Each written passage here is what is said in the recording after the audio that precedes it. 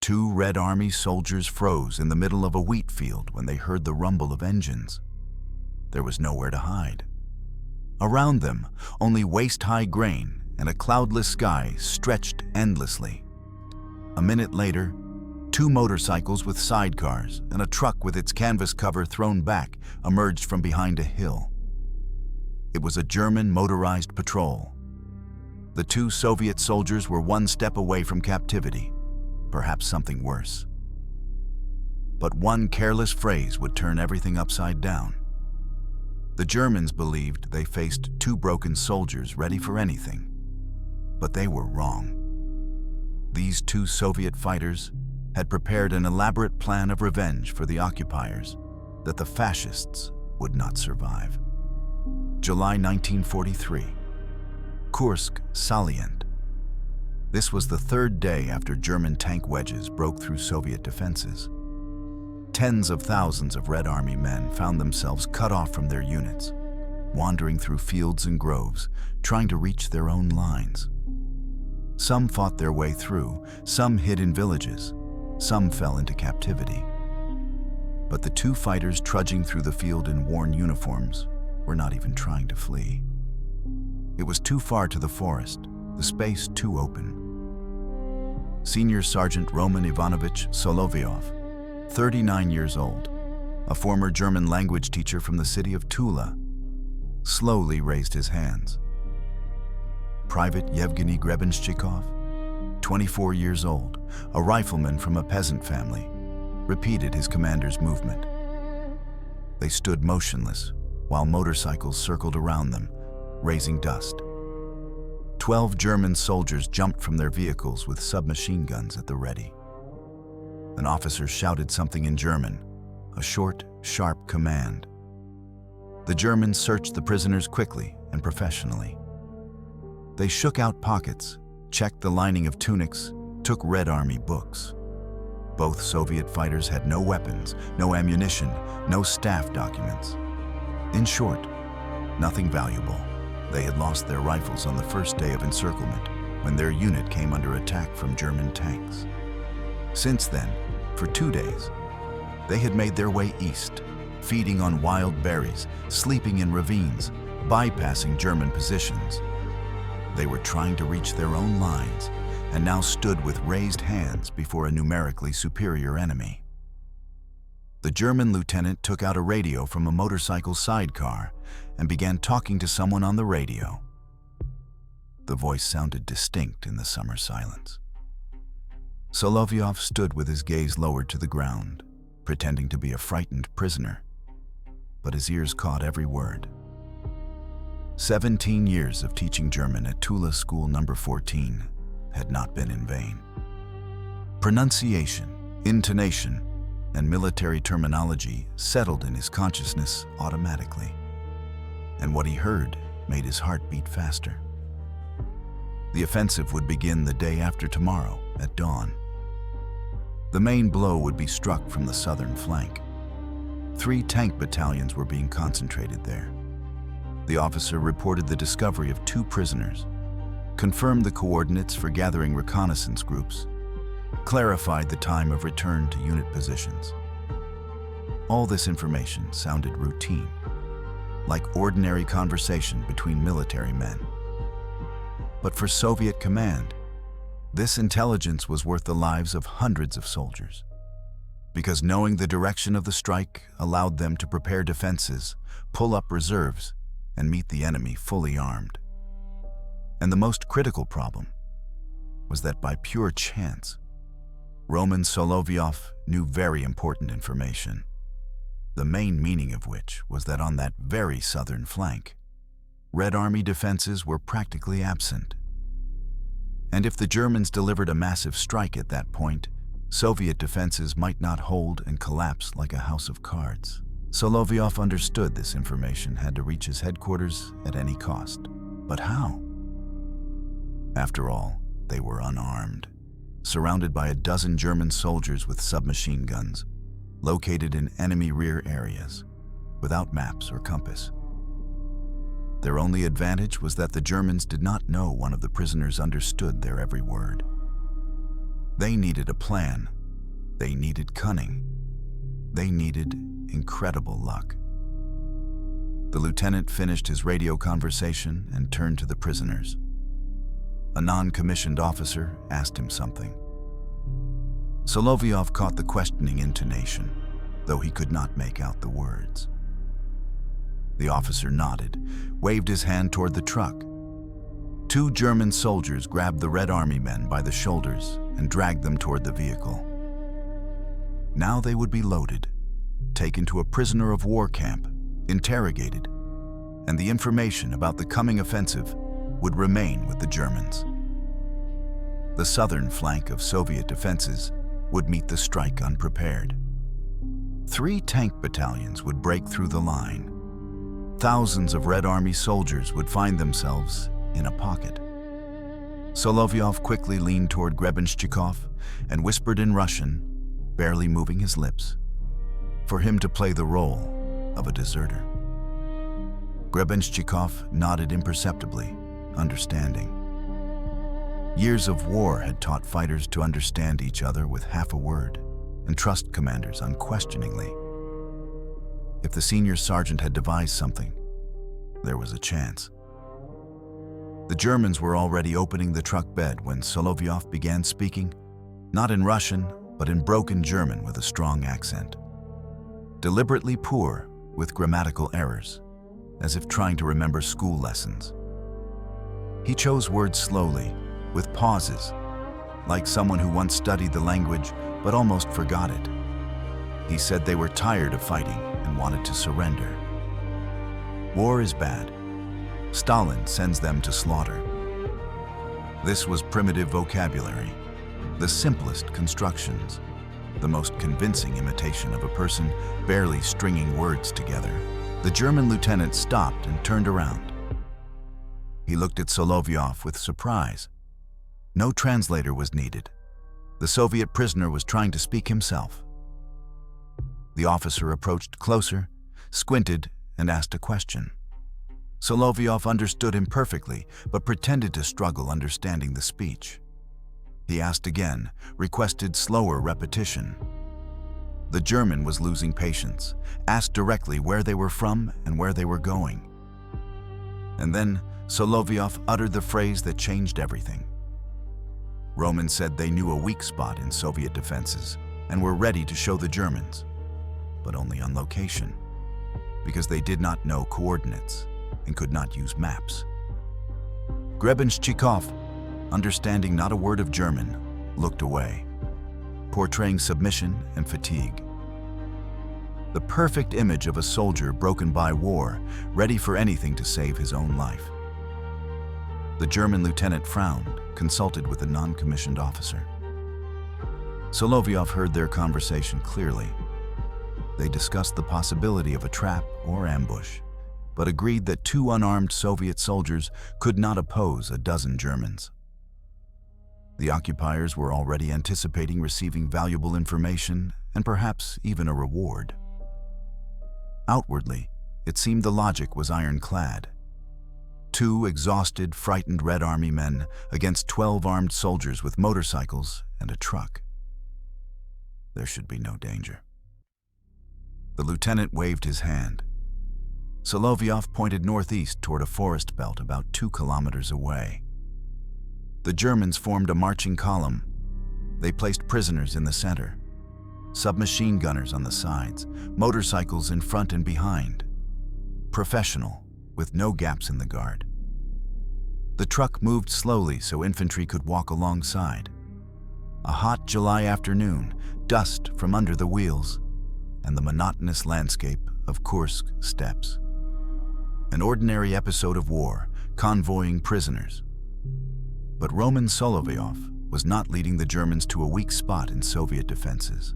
He was leading them into a trap from which they were not destined to escape. If you found this incredible story of cunning, courage, and self-sacrifice interesting, please like this video, subscribe to the channel, and be sure to leave a comment. Ahead awaits a tale of how 2 Soviet fighters outwitted an entire German patrol and saved thousands of their comrades' lives.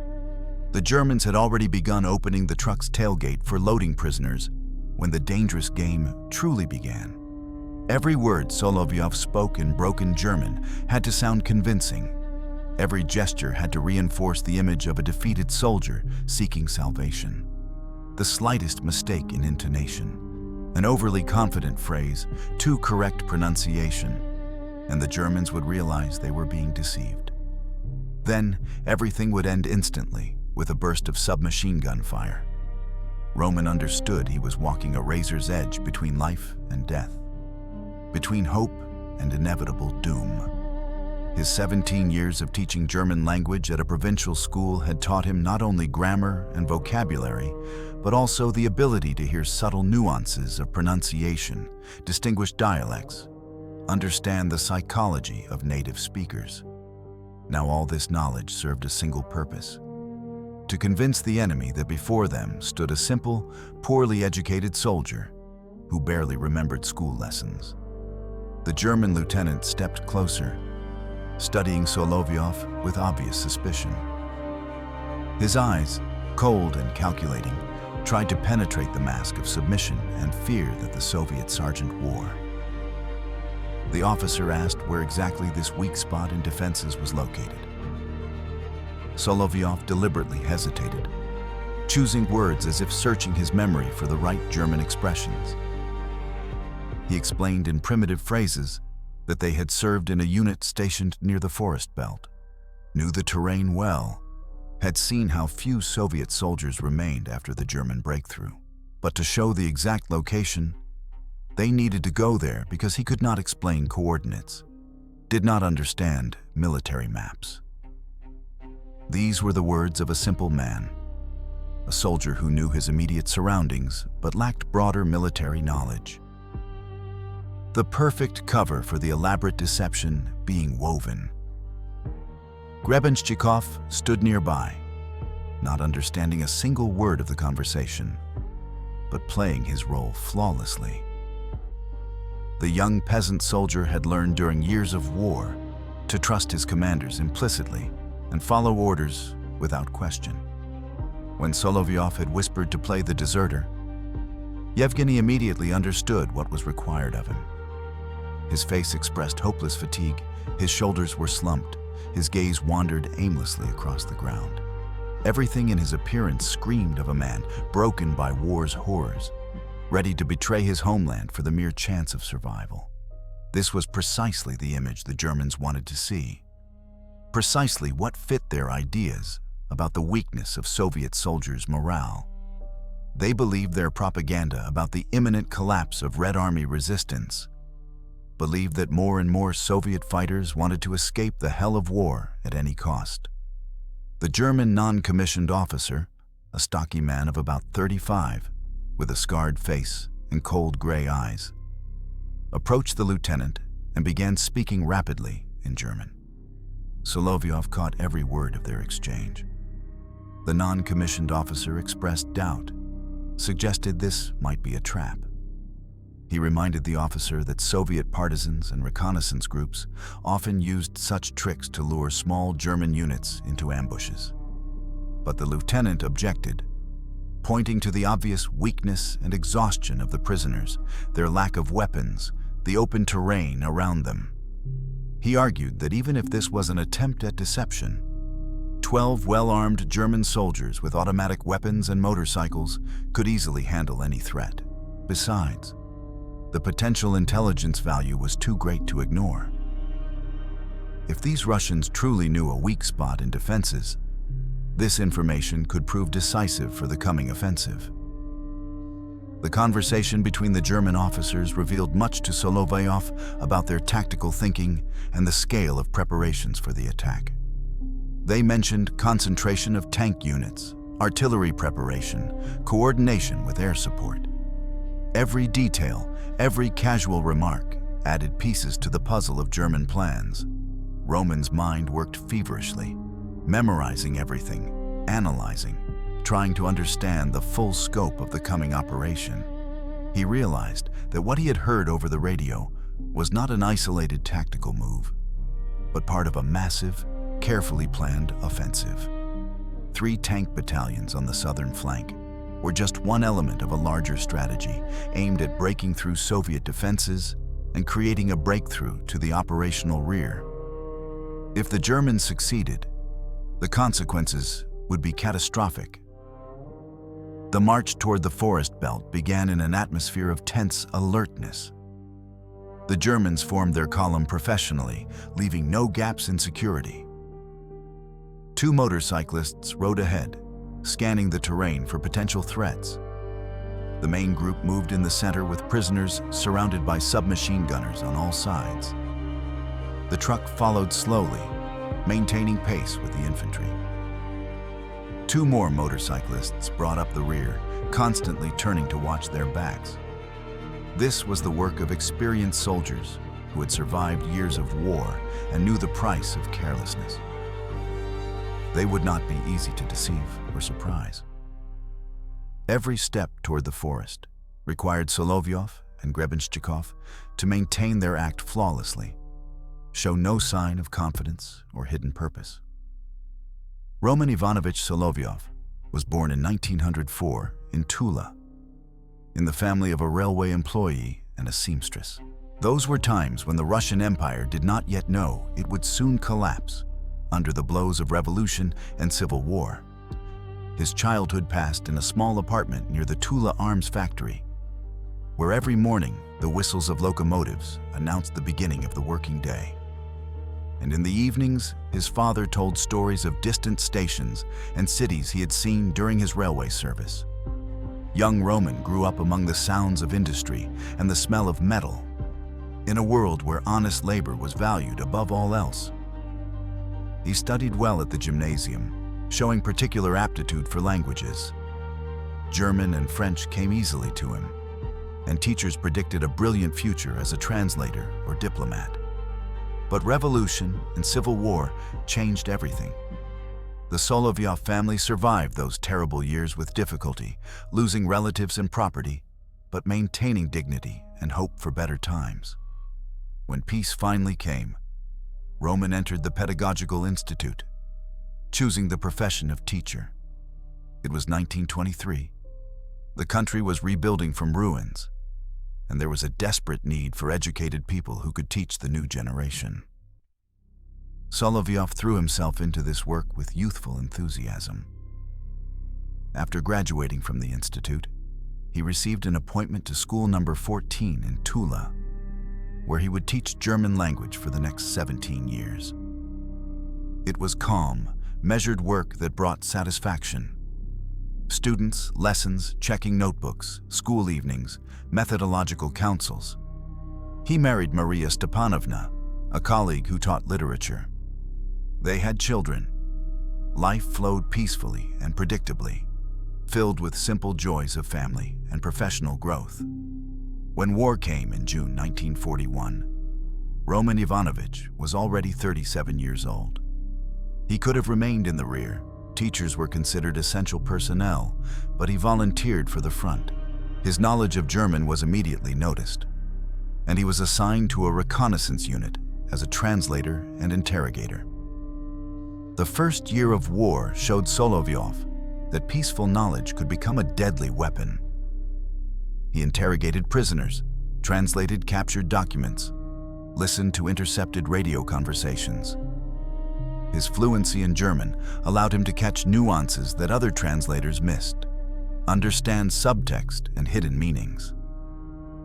But in spring 1943, his unit was disbanded during reorganization, and he was transferred to a regular infantry battalion as a senior sergeant. The quiet teacher had become a soldier, and now he marched with a rifle through the Kursk steppes, far from his family evacuated to the Urals. The column slowly approached the forest belt. The July sun beat down mercilessly, sweat ran down faces, uniforms stuck to bodies. The Germans occasionally talked among themselves, discussing various topics: the war's progress, letters from home, hopes for quick victory and return to the fatherland. Some spoke with confidence about the coming offensive, claiming it would break Soviet resistance and open the way to final triumph.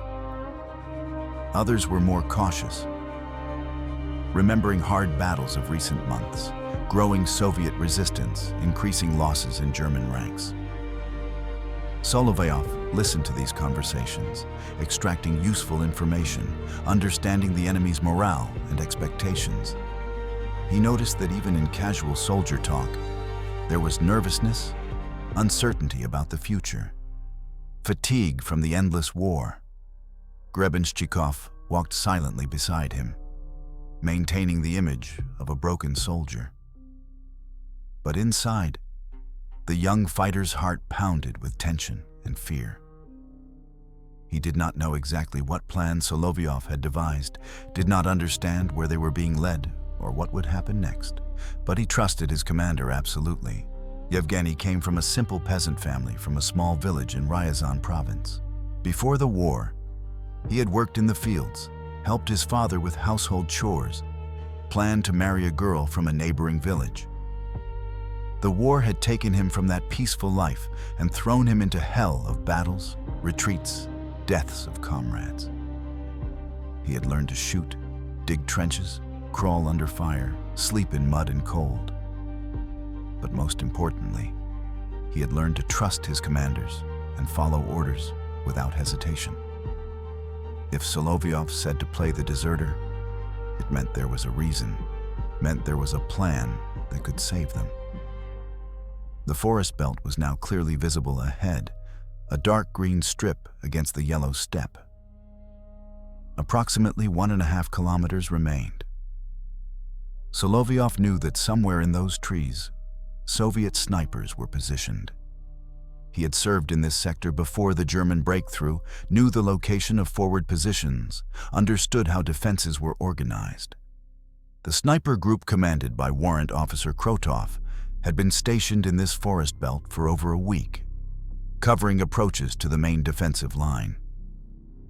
If Krotov and his men were still there, if they had not been withdrawn or destroyed during the German offensive, then there was a chance.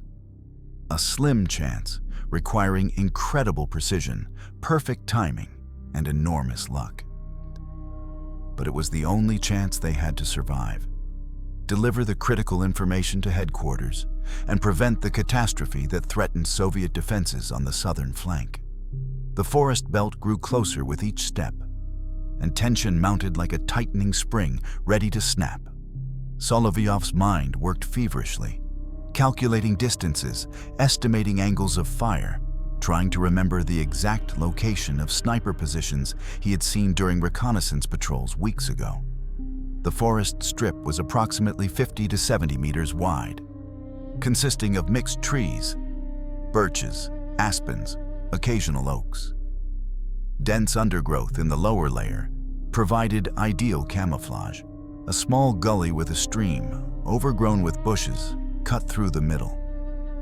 Tall grass on the forest edge. Visibility from the edge across the open field extended up to 1 kilometer. It was a perfect position for ambush, a natural fortress for marksmen who knew how to use terrain to their advantage. But everything depended on whether the snipers were still there, whether they would recognize what was happening, whether they would open fire at the right moment.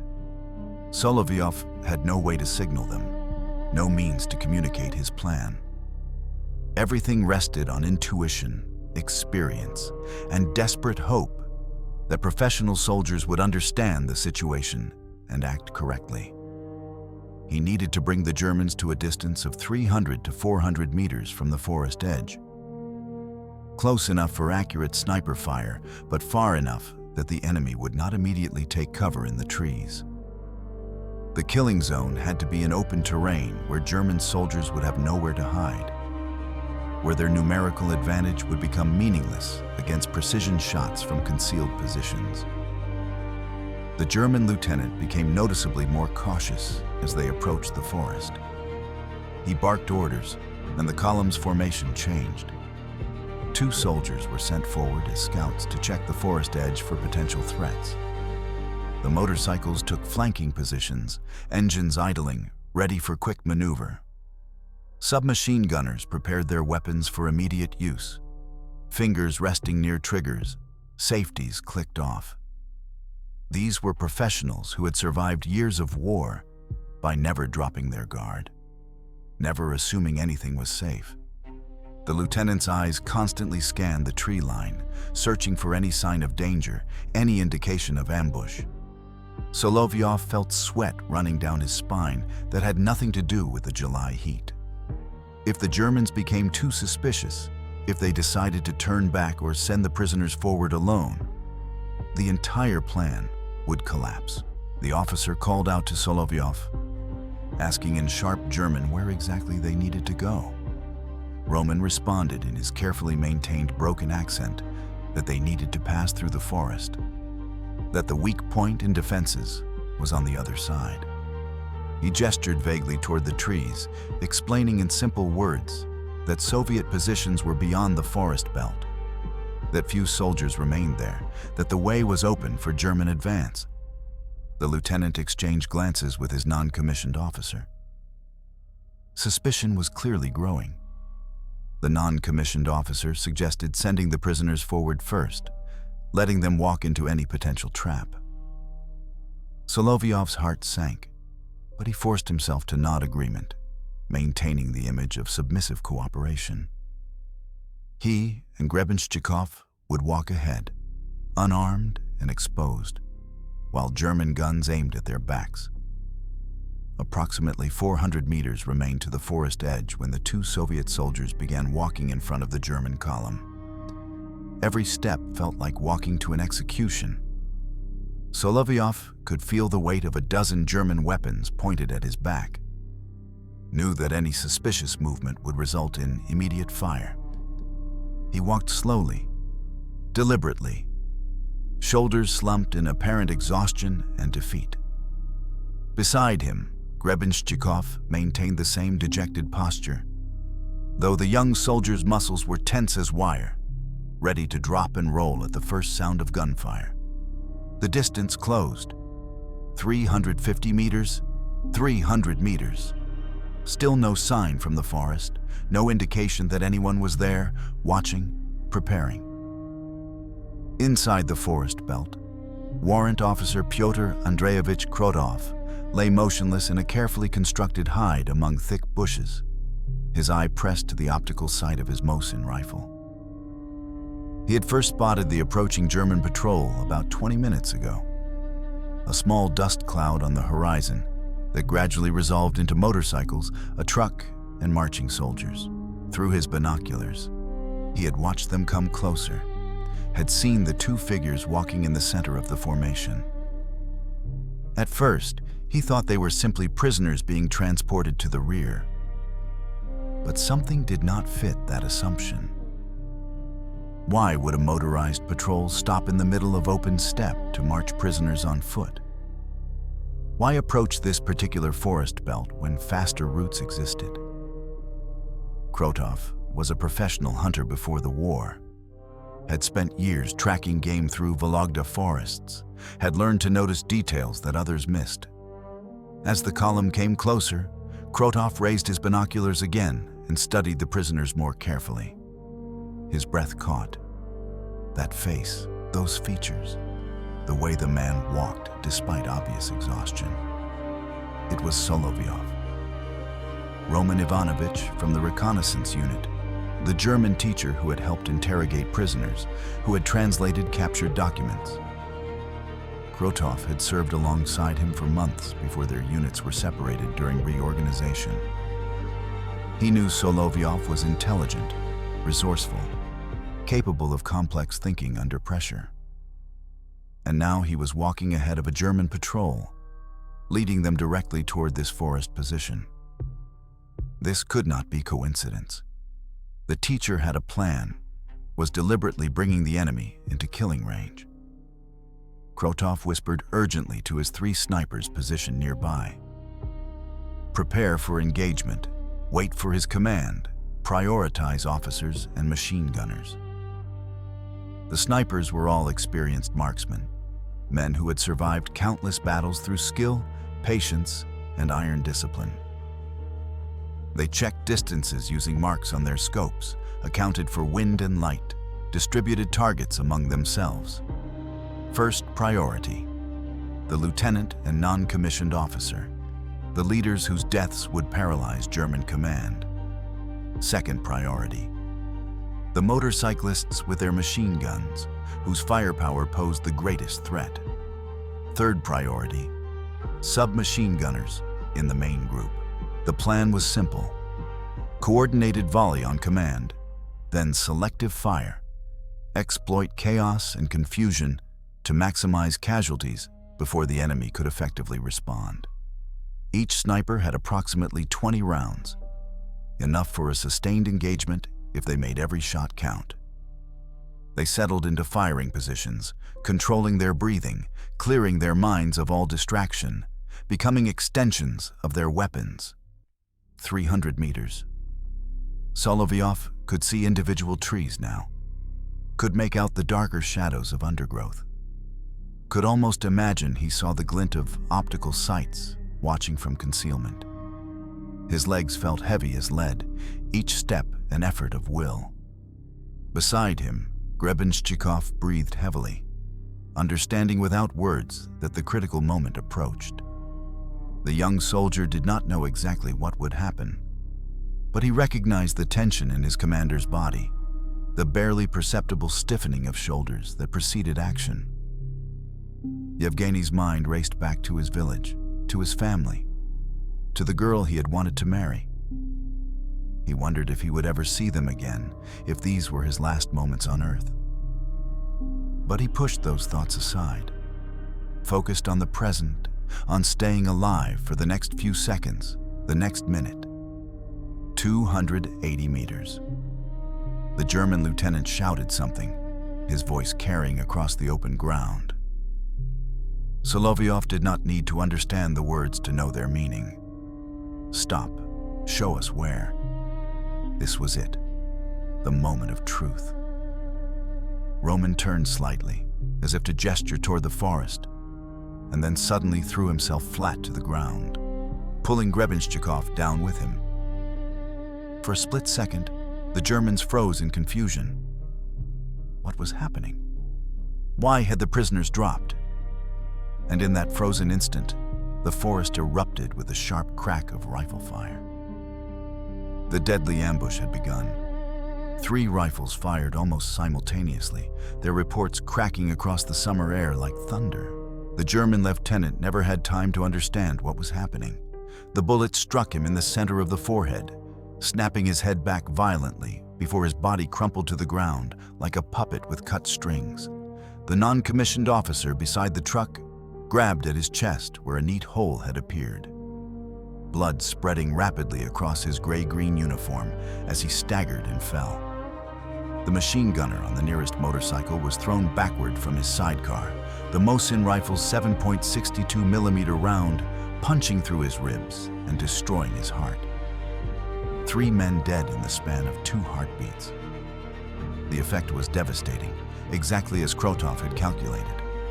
Decapitate the leadership, eliminate the heavy weapons, create chaos before the enemy could organize response. The remaining 9 German soldiers reacted with the trained reflexes of combat veterans. They scattered instantly, seeking whatever cover the open terrain offered. Some threw themselves flat into the shallow depression where the wheat had been trampled by previous patrols. Others sprinted toward the truck, using its bulk as a shield. The motorcyclists gunned their engines, trying to maneuver to flanking positions. Submachine guns opened fire blindly toward the forest edge, bullets tearing through leaves and branches, but finding no targets. The Germans were shooting at shadows, at suspected positions, with no clear idea where the snipers actually hid. Their automatic weapons produced impressive volumes of fire, but hit nothing except trees and earth. Meanwhile, the snipers remained calm, methodical, picking targets with deliberate precision. Solovyov and Grebenshchikov pressed themselves into the ground, making themselves as flat as possible while bullets whistled overhead. The initial volley had bought them precious seconds, but they were still in terrible danger. Caught between the German position and the forest, exposed on open ground with no real cover, Solovyov shouted to Grebenshchikov over the roar of gunfire. to the forest, crawl, use every dip in the terrain. They began inching forward on their bellies, using elbows and knees, taking advantage of every slight fold in the earth, every patch of taller grass. Progress was agonizingly slow. Every meter felt like a kilometer. German bullets kicked up dirt around them, close enough to feel the impact vibrations through the ground. But the snipers were watching, providing covering fire, forcing the Germans to keep their heads down.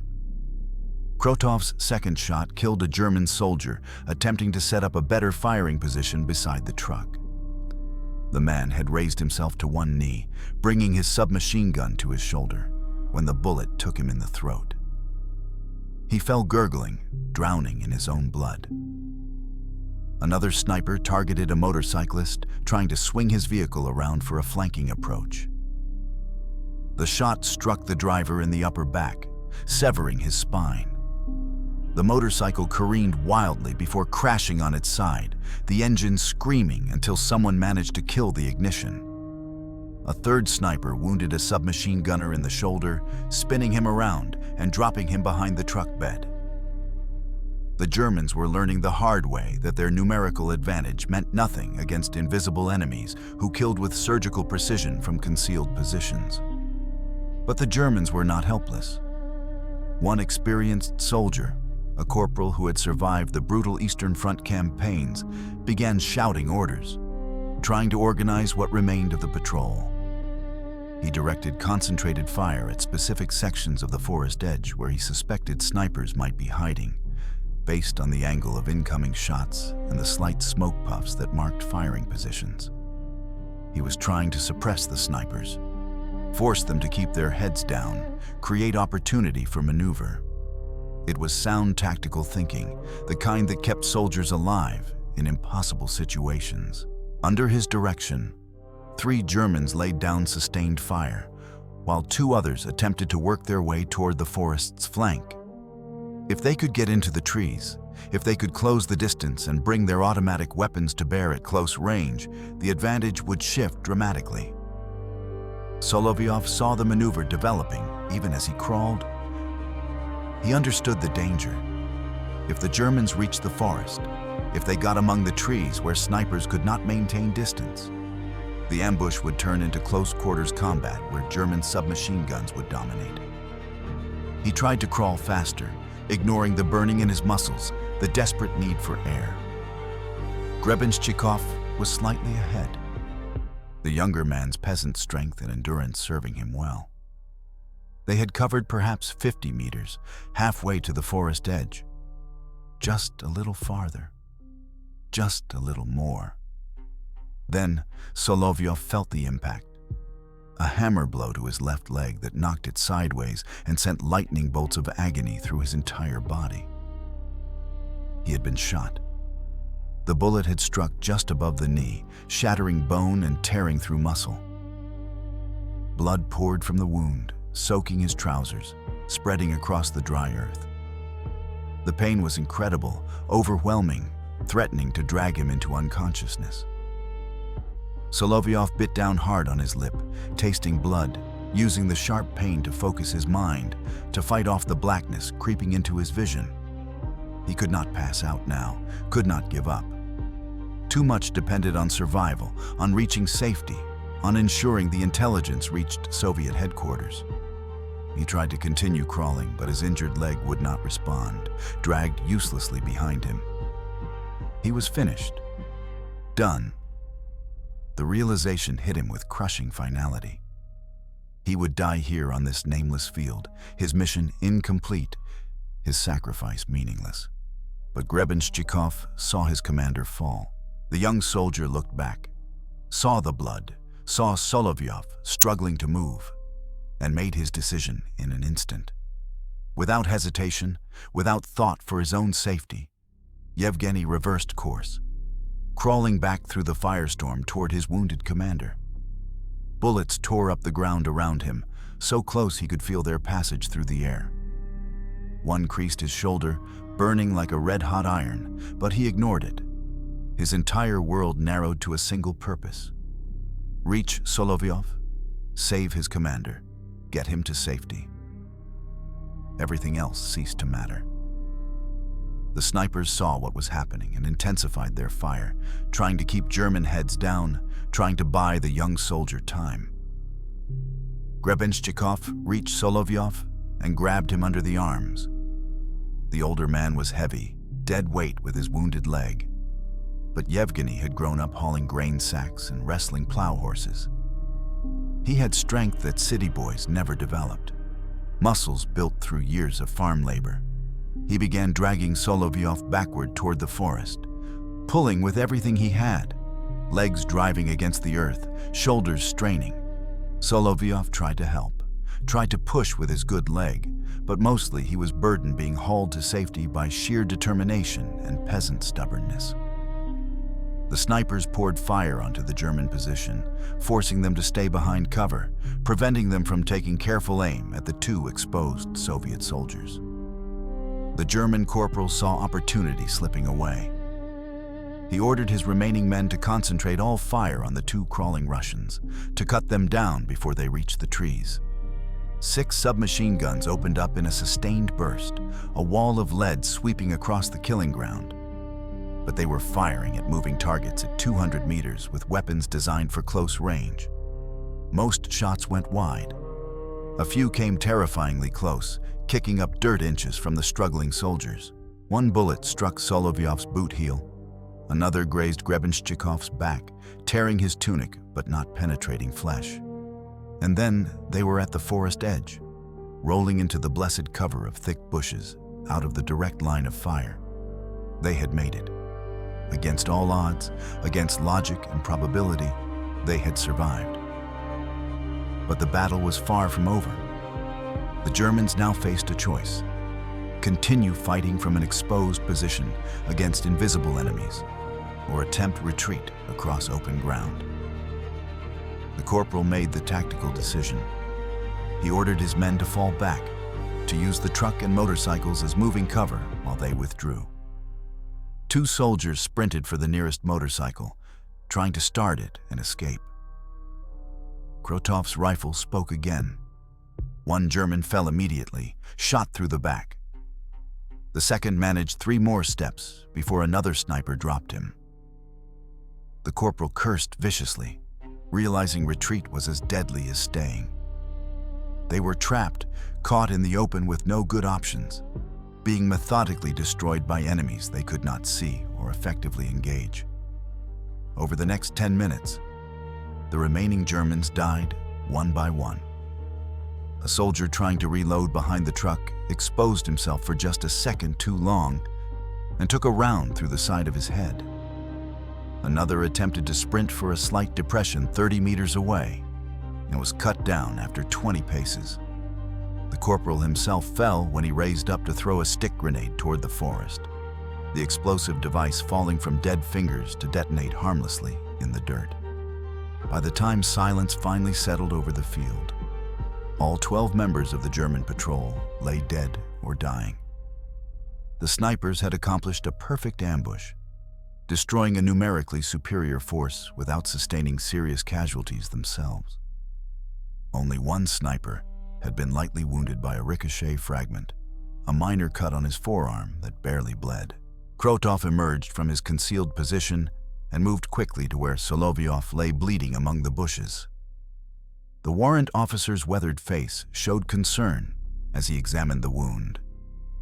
The bullet had shattered bone, torn through muscle and artery. Blood continued flowing despite Grebenshchikov's attempts to stanch it with torn strips of cloth. This was a serious injury, potentially fatal without immediate proper medical care. But they were kilometers from any aid station in the middle of active combat zone, with limited supplies and no morphine to ease the terrible pain. Solovyov's face had gone pale, his skin clammy with shock, but his eyes remained focused and determined. He gripped Krotov's arm with surprising strength for a man who had lost so much blood. The wounded sergeant began speaking rapidly, urgently, fighting through waves of pain to deliver his message. He told Krotov everything he had overheard from the German radio conversation. The offensive would begin the day after tomorrow at dawn, approximately 5 o'clock in the morning. Main strike from the southern flank. 3 tank battalions being concentrated there. Artillery preparation 1 hour before the assault. Assembly area 12 kilometers south of the front line. Every detail he could remember, every scrap of intelligence that might help Soviet command prepare adequate defense. Krotov listened intently, understanding immediately the critical importance of this information. This was not routine tactical intelligence about patrol movements or supply columns. This was strategic operational data that could affect the outcome of the entire Kursk battle, potentially save thousands of Soviet lives. The warrant officer made his decision quickly. He would take Grebenshchikov and immediately head for battalion headquarters to deliver the intelligence personally. 2 of his snipers would remain here with Solovyov, providing security and what medical care they could manage. The distance to the command post was approximately 4 to 5 kilometers, most of it through Soviet-controlled territory with established communication trenches and covered approaches. They could make the journey in under an hour if they moved fast. Time was everything now. The Germans would begin their offensive in roughly 36 hours. Soviet command needed every possible minute to prepare defenses, reposition forces, bring up reserves and anti-tank units. Every hour of advance warning could mean the difference between successful defense and catastrophic breakthrough. Solovyov grasped the full meaning of the situation. He understood his wound was mortal, that he would likely not survive long enough to receive proper medical evacuation. The bone was shattered. The bleeding would not stop completely despite makeshift bandages. Infection would set in within hours in the summer heat. But none of that mattered compared to ensuring the intelligence reached headquarters. He made Grebenshchikov repeat the information multiple times until the young soldier could recite it perfectly. 3 tank battalions. Southern flank, day after tomorrow at dawn. Artillery preparation 1 hour prior. Assembly area 12 kilometers south. The details had to be exact, had to be transmitted without error or confusion. Lives depended on accuracy. The parting was brief, but heavy with unspoken understanding. Solovyov knew he was seeing his comrades for the last time, knew he would die in this forest belt far from his family, from his wife Maria Stepanovna and their children evacuated to the Urals. He would never see the war's end, never return to teaching, never hold his grandchildren. But if his death meant something, if the intelligence he had gained saved others, then the sacrifice had meaning. He gripped Grebenshchikov's hand firmly, his teacher's eyes looking into the young peasant soldier's face with both pride and sorrow. His final words were simple. "Tell them everything. This is more important than my life." Then Krotov and Grebenshchikov were moving, disappearing into the forest shadows, beginning their race against time. They traveled fast through the trees, then across open ground using established trenches and communication routes that connected forward positions with rear areas. The system of fortifications on the Kursk salient had been prepared over months, with multiple defensive lines, interconnected trenches, carefully planned fields of fire. Krotov knew these positions intimately from weeks of operating in this sector. He led Grebenshchikov through the maze of earthworks, past machine gun nests and artillery emplacements, through checkpoints where sentries recognized the warrant officer and waved them through without delay. Several times they encountered other Soviet soldiers who asked about news from the front.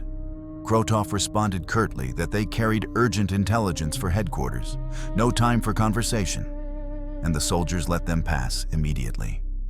The battalion command post occupied a reinforced bunker 3 kilometers behind the front line, buried under heavy log beams and earthen cover that could withstand everything except direct hit from heavy artillery. They descended wooden steps into the dim interior lit by kerosene lamps, where staff officers worked over maps and field telephones connected them to higher headquarters. Major Alexander Fyodorovich Korolyov, the battalion commander, looked up sharply as the two soldiers entered. He was a compact man in his early 40s, with a lined face and eyes that had seen too much death. Beside him stood Captain Sergei Nikolaevich Vasilyev, the chief of staff, a younger officer with wire-rimmed glasses and the precise manner of a professional staff planner. Krotov reported briefly what had transpired, then presented Grebenshchikov as the soldier carrying critical intelligence about German offensive plans. The young private, still processing everything that had happened in the past few hours, gathered his thoughts and delivered his report with surprising clarity and precision. He recited exactly what Solovyov had told him to say.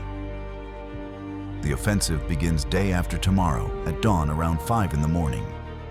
Main strike from the southern flank. 3 tank battalions, artillery preparation 1 hour before assault. Assembly area 12 kilometers south of current front line. He explained how Senior Sergeant Solovyov, fluent in German from his pre-war teaching career, had personally intercepted German radio traffic and understood every word of their operational planning. The major and captain exchanged significant glances. Captain Vasilyev pulled personnel files, quickly verifying that Solovyov had indeed served in reconnaissance early in the war, had worked as translator and interrogator, was documented specialist in German language. This confirmation added enormous credibility to the intelligence. It transformed an unverified report from unknown prisoners into actionable intelligence from a trusted source with proven expertise. Major Korolyov immediately picked up the field telephone and contacted regimental headquarters. He delivered a concise report of the intelligence received, emphasized its importance and the reliability of the source, requested immediate transmission to Army Command. The regimental staff officer on the other end acknowledged receipt, promised to forward the information up the chain of command without delay. The critical intelligence was now moving through official channels, climbing the military hierarchy toward those who could act on it. The intelligence moved with remarkable speed through the Soviet command structure. From battalion to regiment, from regiment to division, from division to Army headquarters. By evening of that same day, the information lay on the desks of generals planning the defense of the Kursk salient. Staff officers cross-referenced the intelligence with other sources. Signals intercepts from radio reconnaissance units, reports from agents operating behind enemy lines, interrogations of other German prisoners. Everything aligned perfectly. The Germans were indeed preparing a massive strike on the southern flank, concentrating 3 tank battalions for breakthrough operations. The assembly area, timing, and tactical approach all matched what Solovyov had overheard in that brief radio conversation. The intelligence was deemed authentic and actionable. Soviet command responded with decisive energy.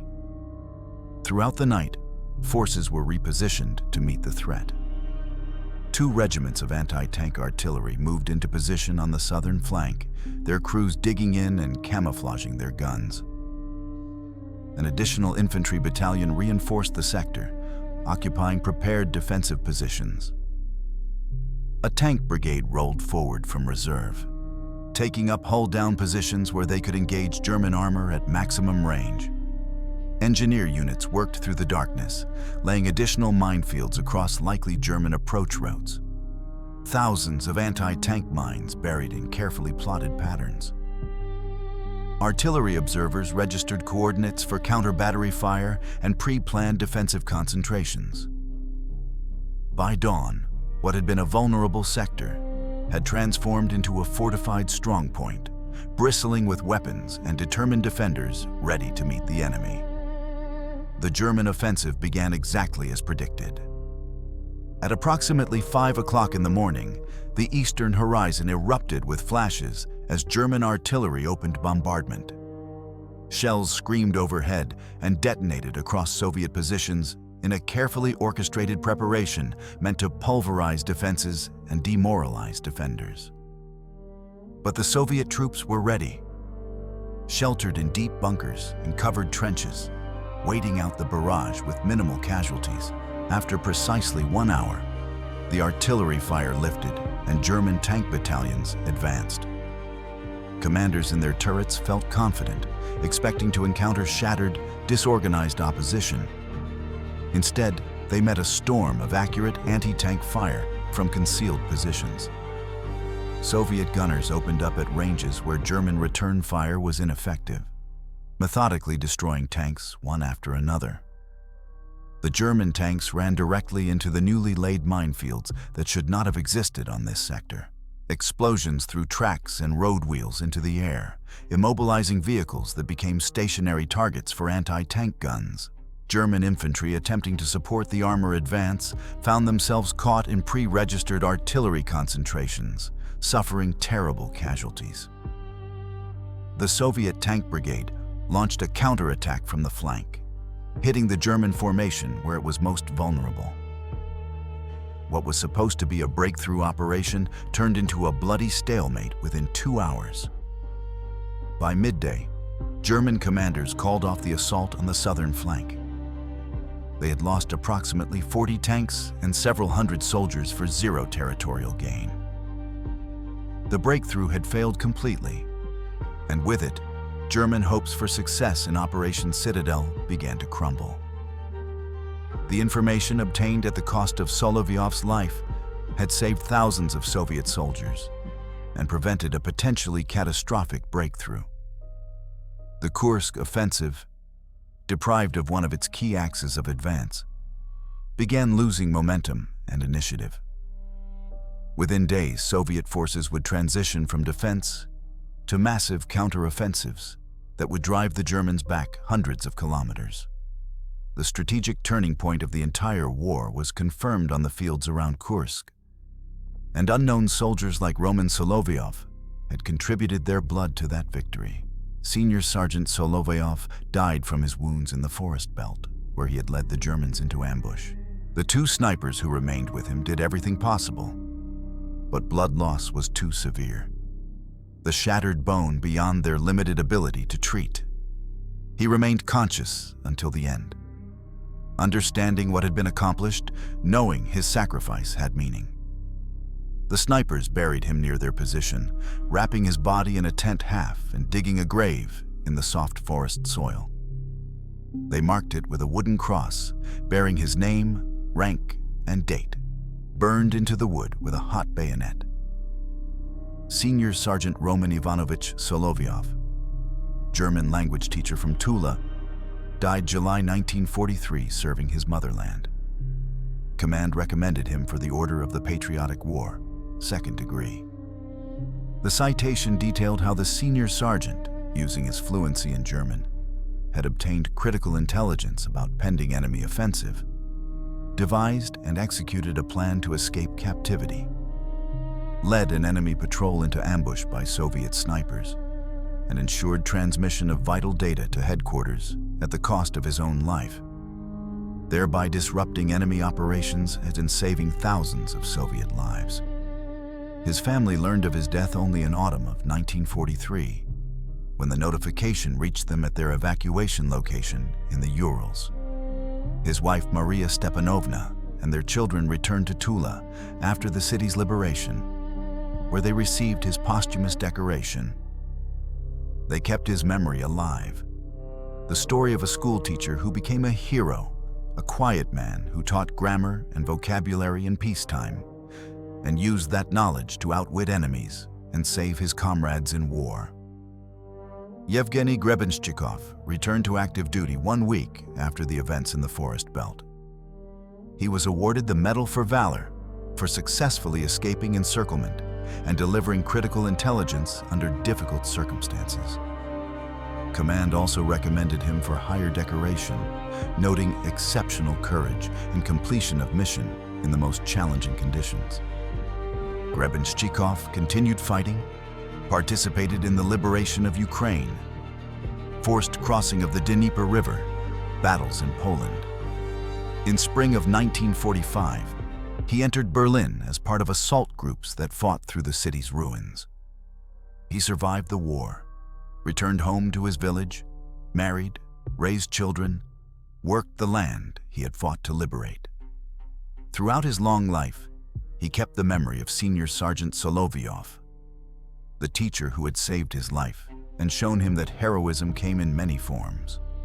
The story of two Red Army soldiers who pretended to be deserters and led a German patrol into a deadly trap remained in the memory of their unit comrades and entered regimental battle histories. A simple teacher from a provincial city had proven that heroism is not measured by loud exploits witnessed by crowds, but by willingness to sacrifice oneself when duty and the fate of the motherland demanded. I want to express enormous gratitude to those who watched this video to the end. You are the best viewers. Write in the comments. Do you know stories about war heroes from your family or your city? Let us preserve this memory together. Do not forget to like, subscribe to the channel, and share this video with friends.